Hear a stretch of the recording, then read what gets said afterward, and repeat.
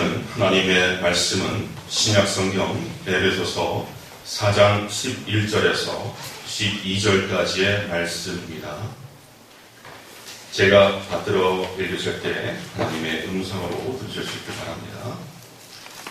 그가 어떤 사람은 사도로, 어떤 사람은 선지자로, 어떤 사람은 복음 전하는 자로, 어떤 사람은 목사와 교사로 삼으셨으니 이는 성도를 온전하게 하여 공사의 일을 하게 하며 그리스도의 몸을 세우려 하심이라. 아멘. 우리 주변 분들과 함께 인사 나누겠습니다. 보고 싶었습니다. 참 반갑습니다. 인사하겠습니다. 보고 싶었습니다. 참 반갑습니다. 네, 참 누구를 원망해야 되고 누구를 탓해야 될지 모르겠지만 이렇게 함께 모여 예배드리는 것이 얼마나 소중하고 얼마나 큰 축복이며 얼마나 큰 행복이며 기쁨인지 다시 한번 확인하게 됩니다. 그 숱한 세월 우리는 왜 예배를 소중히 여기지 못하고 우리가 세상 일에 취하고 또 게으르고 때로는 세상 일로 분주해서 예배를 멀리 했는지 자책이 되기도 합니다.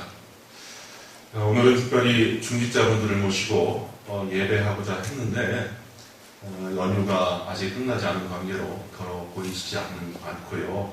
대신에 또 우리 서리지사님들도 제법 많이 와 계셨는데 참으로 감사하다 싶습니다.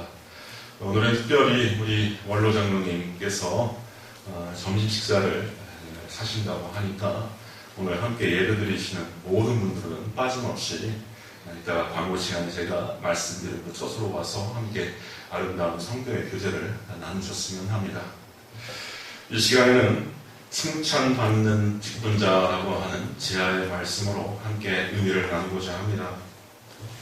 정확히 20년 전 제가 대전에서 교회를 개척했을 당시 주일 예배를 마치고 돌아오는 길에 통닭 한 마리를 사서 하루의 일과 특별히 이제 사학을 마치고서 심신을 이완시키면서 보던 프로그램이 있었습니다. 아시는 분들은 아시겠지만 KBS 제2TV에서 방영했던 개그 콘서트입니다. 개그 콘서트.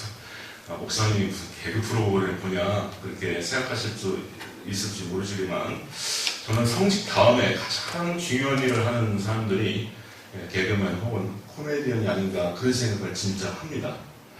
세상이 각박하고 웃을 일이 없지만 웃음을 만들어서 대중에게 선사하는 일이야말로 참 귀하다.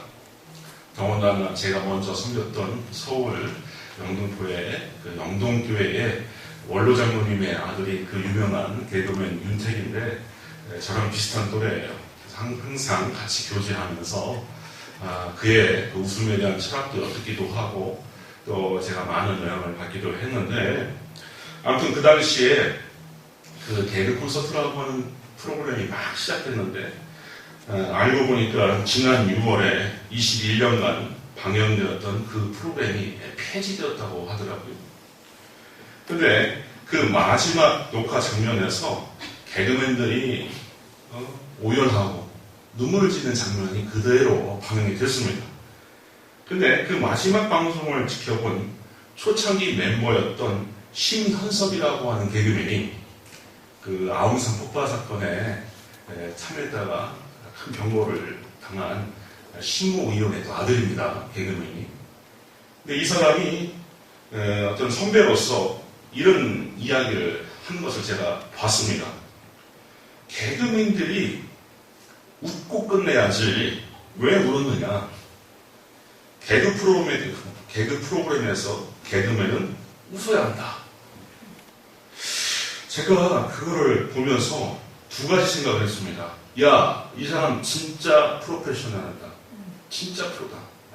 그리고 두 번째, 자기가 하는 역할, 자기의 직분을 분명히 아는 자다라고 하는 생각을 했습니다. 아니, 개그맨이 TV 프로그램에 나와서 자기도 웃고 남을 웃겨야지. 남을 울게 하는 게 개그맨이니까. 그래서 야, 이거 지금 그냥 지나가는 이야기를 허투루 들을 게 아니라 저에게 나는 큰 도전이 됐습니다. 나는 어떻게 사는가? 목사는 어떻게 사는가? 복음을 맡아서 전하는 자들은 어떻게 살아야 하는가? 또 오늘 말씀을 준비하여서도 직분자들은 어떻게 살아야지 하나님 앞에서 직분을 잘 감당하는 것인가? 제가 좀 깊이 고민을 해봤습니다. 사람은 한 분야에 정진하게 되면은 그 나름대로의 도가 튼다고 하죠. 한자어로 일이관지라고 하기도 하는데, 장인은 장인대로, 예술가는 예술가대로, 학자는 학자대로, 선생님이면 선생님대로 그 한 길을 혹시 정진하게 되면은 서로 교차하면서 통용할 수 있는 도가 튼다는 거예요. 진리를 발견하게 된다는 거죠. 저는 그런 면에서 좀 다양한 목소리, 다양한 직종에 있는 분들이 오래간 살아가면서 얻은 해안들, 지혜들을 듣기에 게을리하지 않으려고 노력을 합니다. 나는 복음을 전파하는 자니까, 나는 설교하는 주님의 말씀을 설교하는 자니까 들을 필요가 없다가 아니라 각계각층에 지혜가 축적된 것들을 듣는 것은 대단히 중요하다고 생각을 하고 살고 있어요. 마침 지난 추석 연휴 기간에 나오나라고 하는 가수가 특별 콘서트를 했다고 하네요. 전 못 봤는데, 근데 그 이후에 각종 언론 매체에서 보도를 하면서 세간에 화제를 일으켰다고 하네요. 그가 콘서트 도중에서 말한 멘트가 상당히 정치적이고 현 정권에 상당히 도저히 될 만하고 또 우리 국민들도 새길 만한 이야기라, 그 트로트 가수, 일개 트로트 가수 한 이야기가 세간에 큰 화제가 됐다고 합니다. 그래서 이따가 저도 한번 볼까 합니다.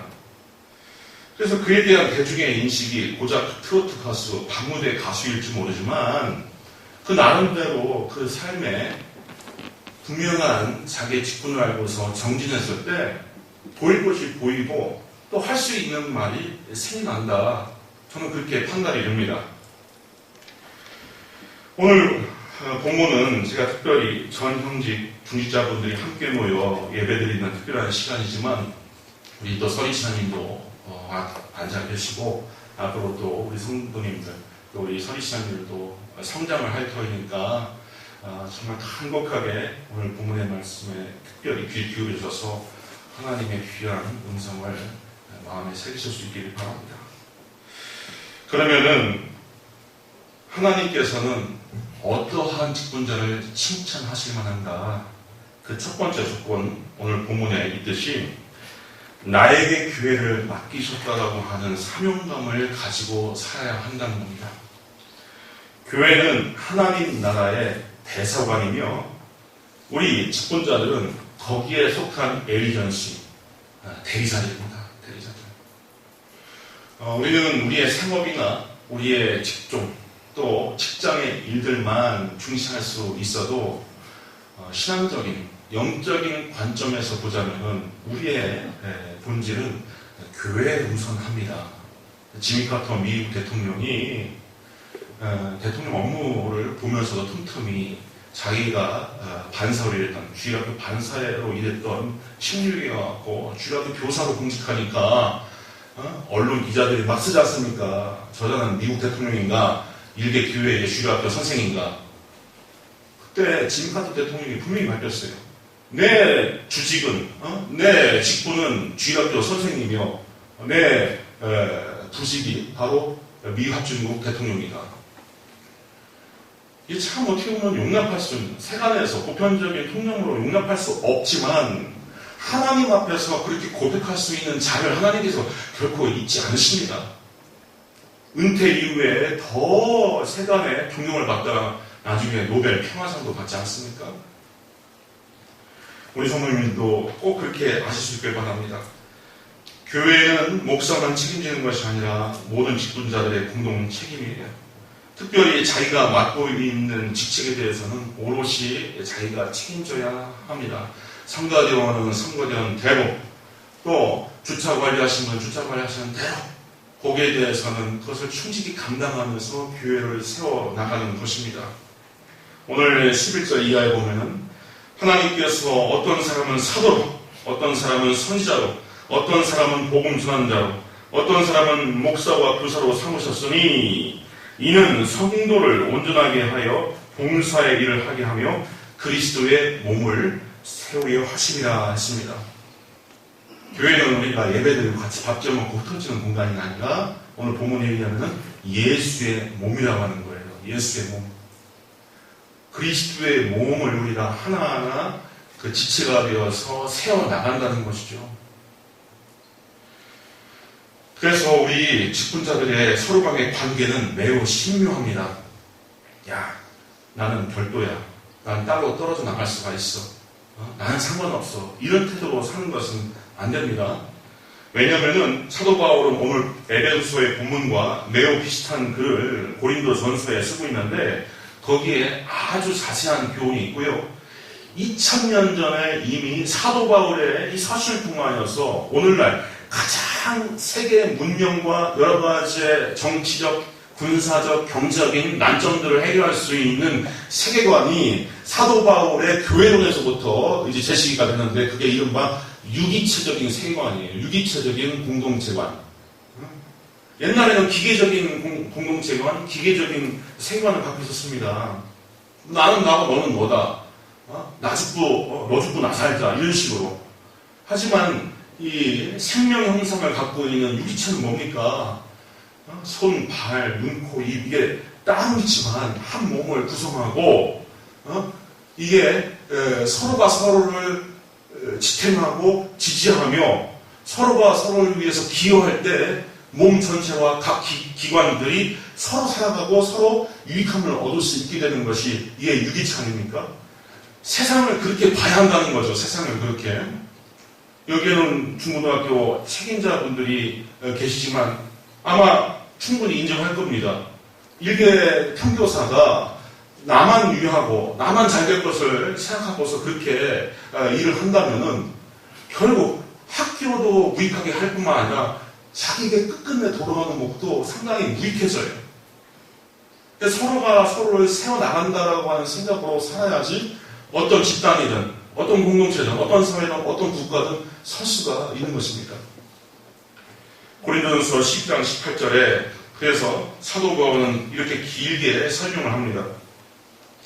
이제 하나님께서 그 원하는 대로 지체를 각각 몸에 두셨으니 만일 다 한 지체뿐이면 몸은 어디냐? 이제 지체는 많으나 몸은 하나다. 지체는 다양하지만 몸은 하나라는 거예요. 눈이 손들어 내가 너를 쓸데가 없다 하거나 또한 머리가 발더러 쓸데가 없다 할 수 없다. 오직 하나님이 몸을 고르게 하여 부족한 지체에게 귀중함을 더하사. 어쩔 때는 부족하고 연약한 지체가 귀해집니다. 우리가 눈과 같은 정말 연약한 지체가 보존될 수 있도록 우리는 엄청 힘써요. 또 새끼 손가락처럼 아무런 무익해 하고 또 별 쓸모가 없는 곳에 우리는 또 반지를 껴줍니다. 몸 가운데서 분쟁이 없고 오직 여러 지체가 서로 같이 돌보게 하셨느니라. 만일 한 지체가 고통받으면 모든 지체가 함께 고통을 받고 한 지체가 영광을 얻으면 모든 지체가 함께 즐거워하느니라. 너희는 그리스도의 몸이요 지체의 각 부분이라. 우리 사랑하는 성도님들, 우리 직분자분들, 저는 그러한 교회가 되기를 바랍니다. 우리 교회도 연약하고 또 소리 소문 없이 다녀가고 조용히 또 예배 다녀가신 분들이 있지만 연약하고 약하고 보잘것 없이 보이는 분들이라고 하더라도 아껴주고 사랑해주면서 예수님의 몸을 이루실 수 있기를 바랍니다. 이 세상은 참 거칠고 험악합니다. 우리 사회는 너무나 거칠고 험악하며 또 많은 사람들이 상처를 받고 교회에 오곤 합니다. 인생이 어디에서 위를 얻고 힘을 얻고 삶의 동기를 얻을 수 있겠습니까? 그걸 교회가 제공해줘야죠. 그래서 교회를 세워나가는 데 있어서 목사만 힘쓰고 목사만 좋은 분위기 좋은 교회로 만들기 위해서 힘쓰는 것이 아니라 우리 성도님들이 각자 나름대로 내가 어떻게 기여해야지 어떻게 일해야지 우리 창신교회가 아름다운 교회가 되며 또 쉴만한 신앙의 공동체가 될 것인가. 우리 성도님들이 깨닫고 성령님께서 감동하시는 대로 순종할 수 있기를 바랍니다. 두 번째로 하나님께서 택한 직분자들은 어찌하든 하나님 앞에서 믿음을 보이실 수 있기를 바랍니다. 이 설교하는 목사들이요, 힘들고 어려우면은 현실 바라보고 상황 바라보고 낭망하면서 한숨 쉬곤 합니다.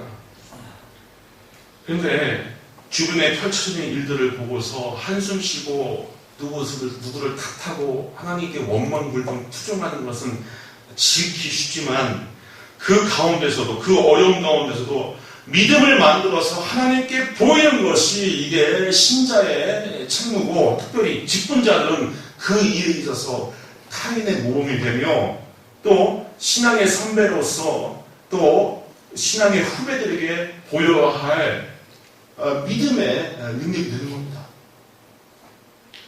믿음은 거기에 상응하는 하나님의 역사를 불러옵니다. 믿음의 수준에 맞추어서 거기에 걸맞는 현실이 따라옵니다. 이것을 대표적으로 선언하고 있는 본문이 히브리서 11장 1절 아니겠습니까? 믿음은 바라는 것들의 실상이요 보이지 않는 것들의 증거니. 영어로 보면은 더 좀 확실히 와닿습니다. 믿음은 바라는 것들의 substance, 본질이다. 우리가 현실에서, 이 세계에서 무엇을 보고 무엇을 만나고 무엇을 겪고자 할 때 바로 네가 생각하는 믿음, 네가 갖고 있는 그 믿음이 그 세상에 네가 만나고 경험하고자 하는 그 서브스탄스, 그 본질을 가져다 준다. 그리고 보이지 않는 것들의 증거, 에비던스, 증거다. 네가 믿는 거, 그것이 증거가 된다. 나중에 네가 부정적으로 믿으냐? 그러면 그것이 너의 증거가 될 것이고, 네가 긍정적으로, 적극적으로 믿느냐? 그러면 긍정적이고 적극적인 그 실체, 에비던스가 찾아와서 네가 그것을 확인할 수 있을 것이다. 이렇게 선포하고 있습니다. 고속도로나 철로를 이용하다 보면은 천안쯤에서 우리가 호두과자를 사먹게 됩니다. 이 호두과자는요, 천안의 명물이라고 알려져 있지만 심복순이라고 하는 권사님에 의해서 1934년 처음 만들어졌다고 합니다. 그리고 신 권사님은 호두과자를 만들어 팔면서 그 안에 예수 믿으세요라고 하는 전도지를 넣어서 함께 주는 것으로 또 유명한 분이에요. 70년대 중반에 한창 성전 건축을 준비하고 있을 때 마침 둘째 아들이 친구 사업에 보증을 서뒀는데 그것이 잘못되어서 경매에 넘어가는 바람에 신권사님의 소유 수만 평의 땅을 잃게 됩니다. 설상가상으로 바로 그 아들이 교통사고로 사망합니다. 믿는 자에게 찾아오는 이러한 고통이라면은 뭐 하나님이고 나발이고 다 치워버리고 끝내버릴 수 있을 겁니다. 그런데 권사님은 안 그랬어요. 이런 어려운 환경에서도 믿음을 만들어 보입니다. 믿음을 만들어 보여요. 그래, 하나님으로부터 왔으니 다 하나님 것이다. 재산을 모두 잃었지만 그에게 남겨진 마지막 300평을 교회에 터로 기증하게 됩니다. 근데 하나님께서 기뻐 받으시고 막 역사하시는 게 아니라 이때 나온 양도소득세가 당시에 1천만 원이었는데 권사님의 수중에 돈이 없어서 이것을 낼 수가 없는 거예요. 그래서 20일 동안 유치장에 갇혀 있게 됩니다. 그렇게 권사님은 훗날 이렇게 간증하십니다. 하나님께서 좋아하실 일을 하다가 고난을 받는 것이니 영광입니다. 이러한 시련으로 날 더 연단시키는구나 하고 생각했습니다. 이후에 하나님의 역사와 후원 때문에 이 권사님은 성공의 일변 가도를 달게 되십니다. 더 소문이 나서 사업이 일어나기 시작하는데 권사님은 초기부터 수입의 일부를 따로 적립해서 교회를 세워나가십니다. 하나님께서 부르실 때까지 하나님께 선한 대로 전국에 7개의 예배당을 세우시게 됩니다. 이러한 사례는 우리가 성경에서 수로보니게 여인에서 우리가 찾아볼 수가 있어요. 예수님은 대략 그 이스라엘 지경을 벗어나지 않았는데 이 두로와 시돈 지방으로 가시다가 수로보니게 여인을 만나게 됩니다. 이 두로와 시돈은 지중해 이란의 도시국가예요. 이스라엘의 영역이 아닙니다. 근데 그때 수로보니게라고 하는 것은 시리아 페니키아를 의미합니다. 시리아 페니키아. 참 멀리도 왔어요. 지금의 레바논 사람입니다. 이 수로보니게 여인, 이 레바논 사람이 예수님께 나와서 막 소리 지릅니다. 주 다윗의 자손이요 나를 불쌍히 여기소서 내 딸이 흉악하게 귀신 들렸습니다 하면서 도와달라고 소리를 칩니다. 근데 예수님께서 이때 이 여자의 믿음을 시험하시는데 예수님께서 처음 대처했던 행동은 묵묵부답이에요. 들은 척 만족도 하지 않아요. 그러니까 저들이 민망해서 예수님 그 여자가 우리 뒤에서 소리를 지르니 예수님 가라고 좀 몇 마디 해 주시옵소서.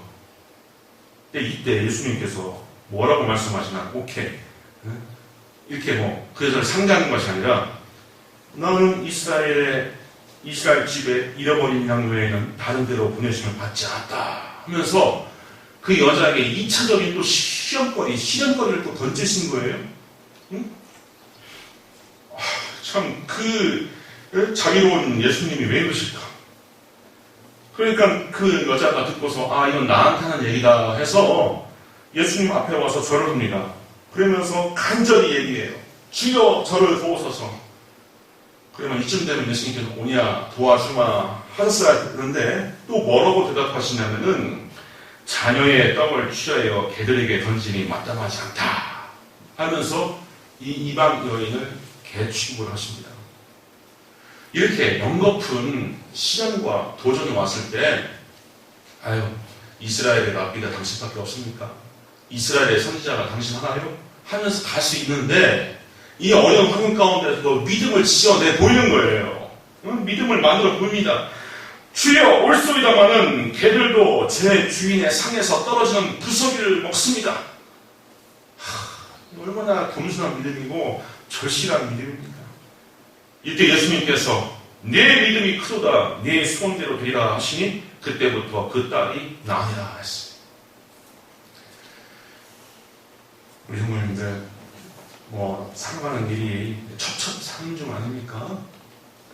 근데 그럴 때마다 어쩔 때 큰 환란과 오기 때문에 맥이 풀리고 그냥 낭망하고 주저앉고 싶을 수 있겠지만 그때마다 어떻게 하든지 하나님 앞에서 믿음을 지어 보이시길 바랍니다.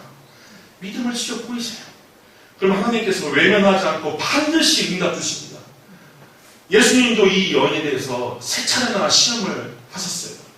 근데 그 시험을 이겼을 때, 그 인고의 시간을 보냈을 때 하나님께서 응답하여 주시고 그 소원을 이루어 주셨습니다. 우리 사랑하는 모든 직분자분들에게 이러한 믿음의 능력이 있기를 주님의 이름으로 축원드립니다.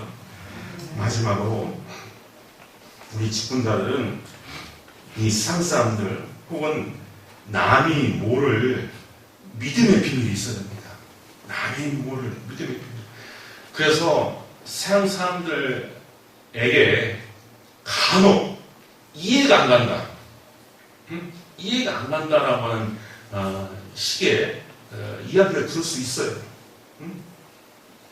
자꾸 지금 정부라든지 현 그 사회 분위기가 예수님을 건강하게 믿고 있는 사람들을 광신도, 맹신도로 몰아가는 그런 분위기가 있는데 제가 자주 말씀드리지 않습니까? 세상의 질서와 법칙과 풍조를 따를 것 같으면은 우리는 예수 믿을 필요가 없다. 하나님은 하늘에 계시고 인간은 땅에 있다. 전도서에 있고 또 하늘에 계신 우리 아버지여라고 기도게끔 하신 예수님의 정신에 벌써 나와 있는 거예요. 너희들은 땅에 있고 하나님은 하늘에 있다. 그래서 하나님의 계획과 하나님의 성품과 하나님의 진리에 대해서 인간은 조금씩 알아가고 넌지시 눈치채갈 수 있지만 그 심오하고 원대한 하나님의 진리와 선의의 해안을 우리가 다 따라잡을 수 없는 거예요. 내 죄업은 네가 감당해야 된다. 네 죄과는 네가 치러야 된다라고 하는 것이 세상의 통념이고 그것이 질서예요. 그렇지 않습니까? 그런데 우리가 바라보는 십자가는 뭘 말하는 겁니까? 의인이 죄인을 대신한다. 하나님의 아들이 이 땅에 피를 흘리고 부담받을 수 있는 육체를 입고 와서 너 죄인의 죄악을 짊어지고 너를 대신하여 죽었다. 이를 믿어라. 그러면 죄의 사함을 얻고 하나님의 자녀가 된다. 아니 이러한 질서와 이러한 법칙 이게 말이 됩니까? 세상에서. 이걸 우리가 믿는 거예요. 이걸 진리라고 믿는 사람들이 우리 예수 믿는 사람들인데 어떻게 세상에 영합을 하라고만 얘기를 합니까? 지금 하나 둘 제가 애초부터 그런 생각이 들었는데 하나 둘 이 코로나 바이러스에 대한 이 정부 권력에 대한 이 음모가 이렇게 보면은 이 탐탁지 않은 것들이 참 많아요. 어떻게 광화문 짓고 그 다음날부터 확진자가 쏟아집니까? 그럼 벌써부터 4, 5일 전부터 감염되었다라고 하는 이야기인데 그렇게 해놓고서 다 어디 돌립니까? 집회 참석자라든지 교회에 그 타서 돌려가고 이렇게 힘들게 만들지 않습니까? 제가 한 달에 한 번 정도 그 볼일이 있어서 서울 갑니다.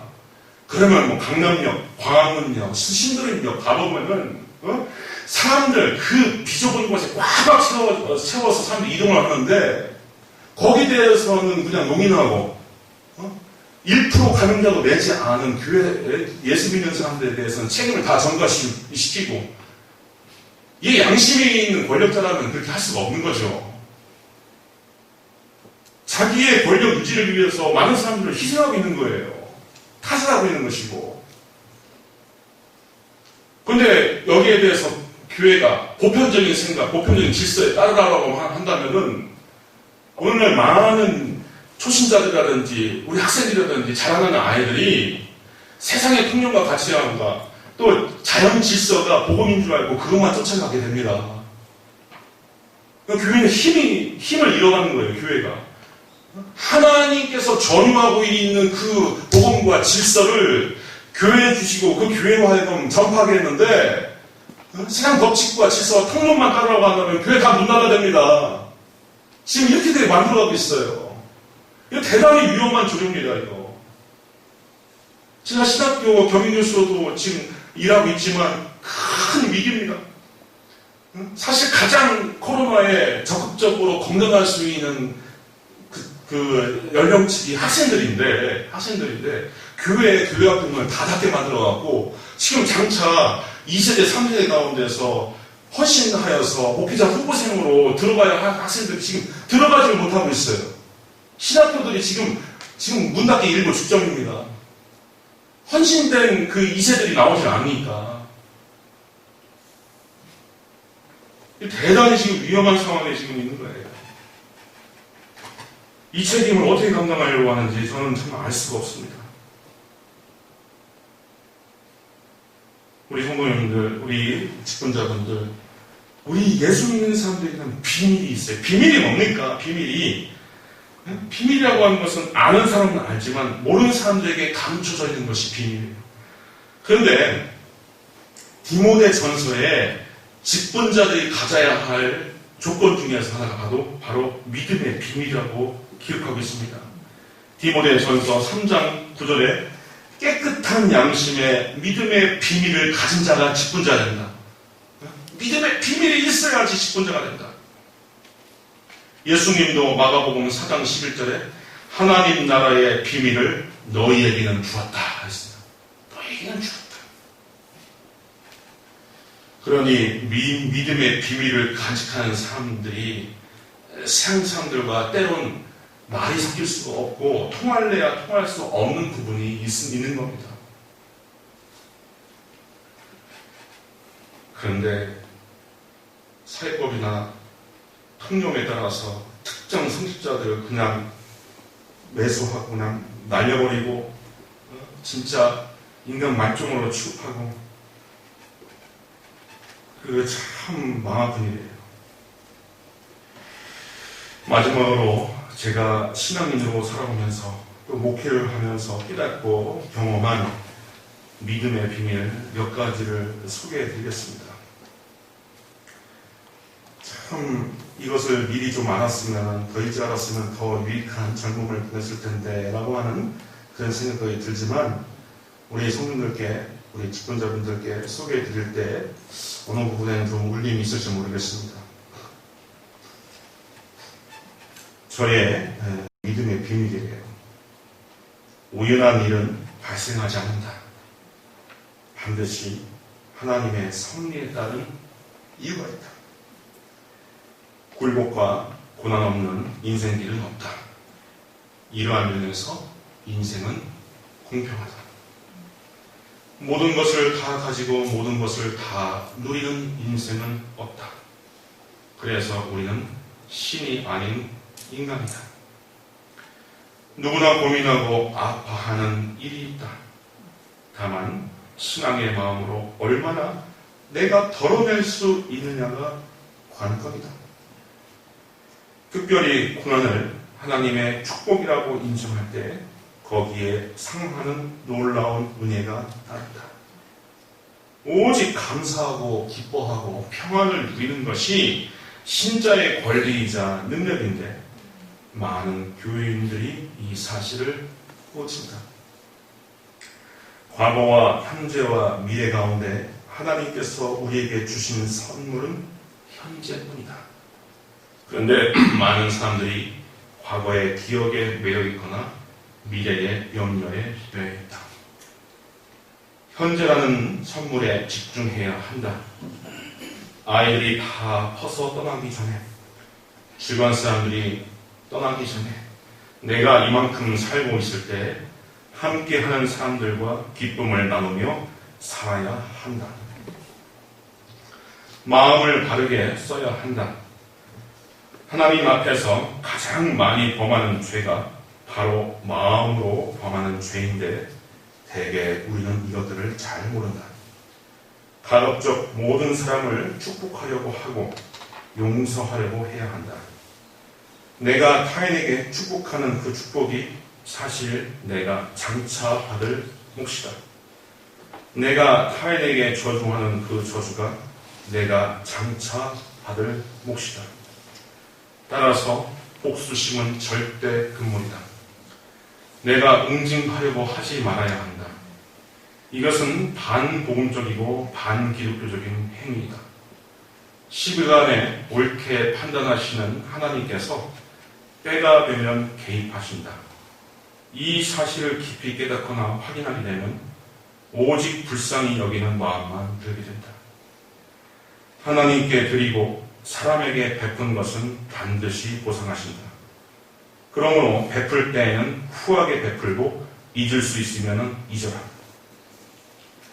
하나님께 대해서 사람에게 대해서 애초에 드리고자 했던 대로 드리는 것이 가장 좋다. 2번, 3번 생각할수록 그 규모가 적어진다. 그러다가 말아버리는 경우가 생긴다. 그렇게 되면 하나님을 체험할 수 있는 큰 비밀을 놓친다. 기도하고 인내하고, 기도하고 인내하고, 기도하고 인내하라. 기도하고 기다리고, 기도하고 기다리고, 기도하고 기다린다. 우리 사랑하는 모든 직분자분들이 이와 같이 하나님을 믿고 경험하는 일들로 인하여 우리의 신앙의 후배들이나 자손들에게 전할 수 있기를 주님의 이름으로 축원드립니다. 기도하겠습니다. 아버지 하나님, 참 감사합니다. 이렇게 어려운 세월 가운데서도 우리 창신의 믿음의 권속들이 믿음을 가지고 한데 모여 우리의 믿음을 보일 수 있도록 하여 주시니 감사합니다. 아버지 하나님, 우리가 믿음을 보일 때 살아계신 하나님께서 우리의 믿음을 연락하셔서 거기에 상당한 축복을 주실 줄 믿습니다. 아버지 하나님, 우리 모든 창신에 속한 권속들이 믿음의 진보와 발전과 성숙을 이루게 하여 주셔서 하나님을 기쁘시게 하고 하나님의 장중 안에 더 귀하게 쓰임받게 하여 주셔서 우리의 삶을 통하여 많은 사람들에게 더 큰 유익을 전하고 생명을 전할 수 있도록 하여 주시옵소서. 이 모든 것을 주님께 의탁하고 살아계신 예수님의 이름으로 기도하옵나이다. 아멘. 찬송가 460